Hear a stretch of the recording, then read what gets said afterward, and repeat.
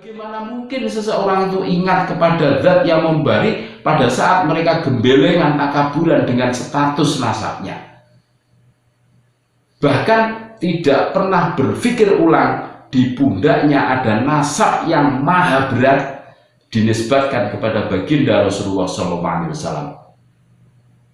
Gitu guys.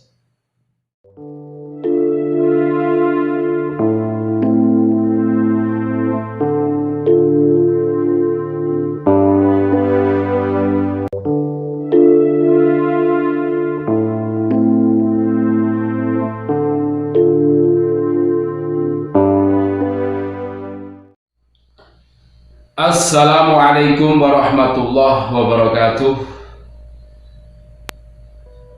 Berjumpa kembali dengan channel Bejo Donya Akhirat. Dalam video kali ini kami akan bincang-bincang yang renyah-renyah, yang ringan-ringan seputar anugerah. Allah Subhanahu wa Ta'ala memberikan anugerah kepada makhluknya. Itu ada dua kriteria. Kriteria yang pertama, anugerah yang namanya itu wahbi. Wahbi itu langsung Allah yang memberikan, dan kita tidak bisa menolak. Kita tidak berupaya, tapi diberi oleh Allah. Kalau istilah kerennya keajaiban. Keajaiban yang turun kepada kita, entah itu rezeki, entah itu apapun lah, rezeki nomplok bahasanya, rezeki nomplok itu wahbi. Terus yang kedua adalah kasbi. Lewat kasbi itu lewat mekanisme yang kita praktekkan. Contoh bekerja terus kita mendapat gaji, kita jualan terus kita mendapatkan uang dari jualan kita yang laku, itu yang kasbi. Nah, seseorang yang dianugerahi gelar itu juga wahbi. Contoh seperti orang yang mempunyai nasab tinggi, itu hak prerogatifnya Allah loh, tanpa bisa kita menolak. Contoh, kita ditakdirkan dari orang yang biasa saja, petani, kita tidak bisa menolak. Seumpama kita ditakdirkan dari darah bangsawan, kita juga tidak bisa menolak dari itu semua, karena anugerah yang model-model seperti itu adalah anugerah wahbi, pemberian langsung dari Allah Subhanahu wa Ta'ala kepada makhluknya, kepada umatnya, dan gitu. Nah, sama nasab yang mereka agung-agungkan, yang mereka klaim, mereka aku-aku, itu kategori wahbi, pemberian.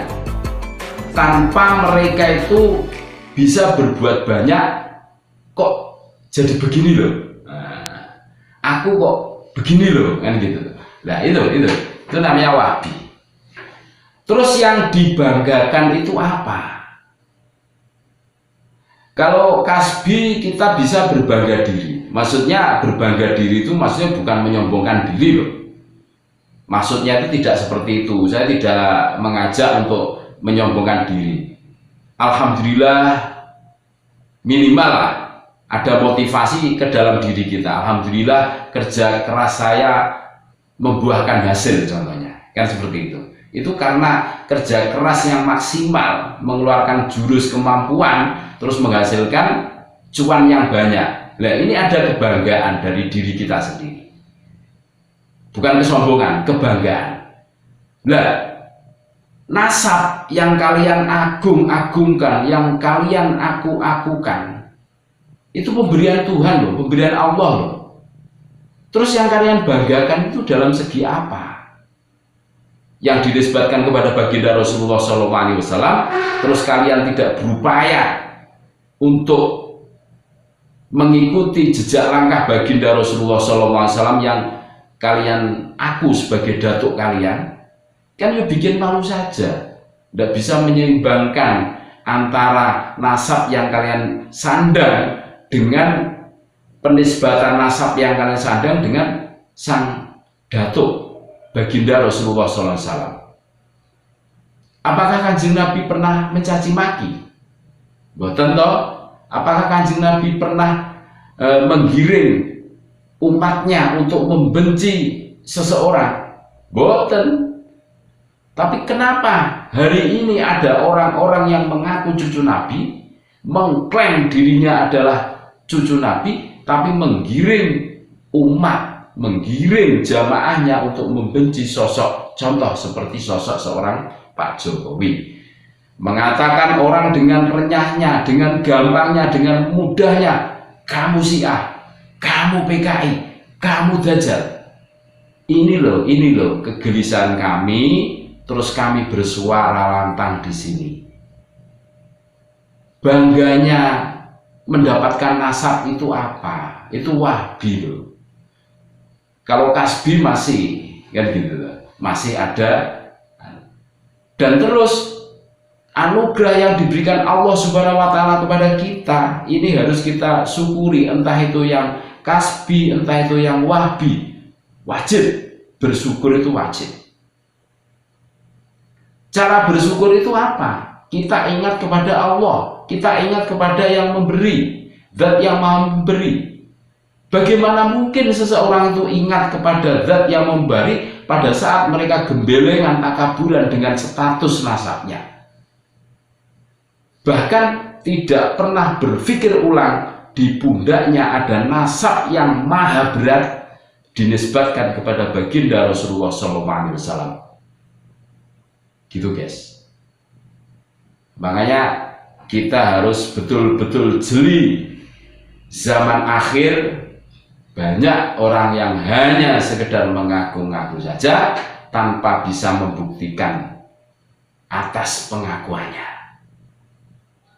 Tetap kita menggunakan akal waras kita, tetap kita belajar mencari ilmu agar kebodohan yang berada di otak kita terkikis dan habis hilang. Salam damai, salam santun, salam NKRI harga mati. Wassalamualaikum warahmatullahi wabarakatuh.